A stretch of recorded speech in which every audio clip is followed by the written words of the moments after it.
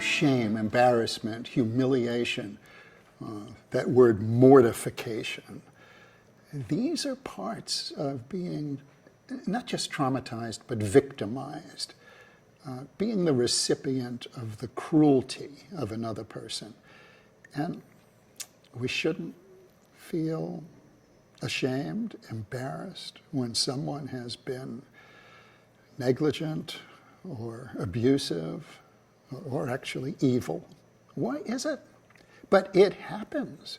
I think shame is the feeling that comes when we have been lowered in dominance, or when we've been pushed away. And we can't help it. It's an automatic feeling. We might blush, we might tremble, we might also feel anxious. But that anxiety, I think, is the anxiety that comes with the realization that we're being pushed away. And if it's a little child, it's very, very frightening to be abandoned, to be left to our own devices.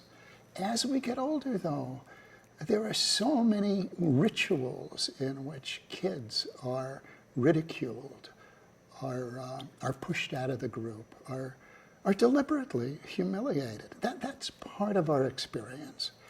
So that part of trauma gets provoked, gets evoked, gets displayed. And it is different from the part of trauma that's all about fear. It's all about arousal. So shame is part of recovery.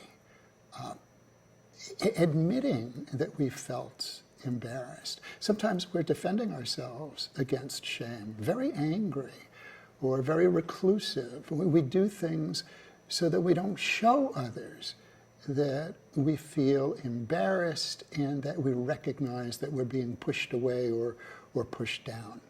That's the sort of conversation that I have often with one of my patients. And they experience a feeling of relief. We've put it into words. Yes, that's true.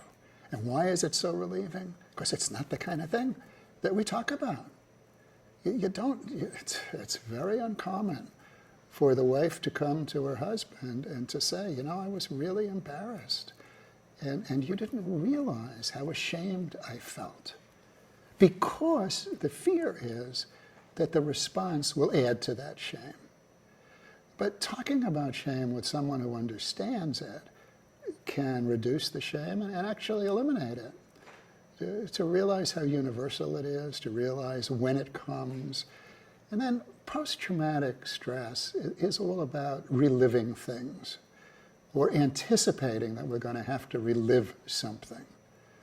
So if you are a person who has been humiliated and placed in fear and dealt with human cruelty, and you sense it coming on again, it's good to know what it is. It's about shame, and it's about the fear of being pushed down or pushed away. And what is the antidote? The antidote is to be with people who don't push you away, who understand you. Those people may not be in your life right now, but your job is to look for them and to find them. And your job is to give it to yourself. There's a phrase, healing the hurt child. That means understanding that even though you're 45 years old, there's an 8-year-old child inside you. That child may have been abused by your grandfather or your mother's boyfriend. And that child is still in there, vulnerable and hurting. And you, an adult woman who is sadder and wiser and informed, can say to yourself, that's not me anymore. And I've grown up, and I understand the way of the world. And I comfort you, I value you. You're me. You're the piece that's inside me that I can choose to love.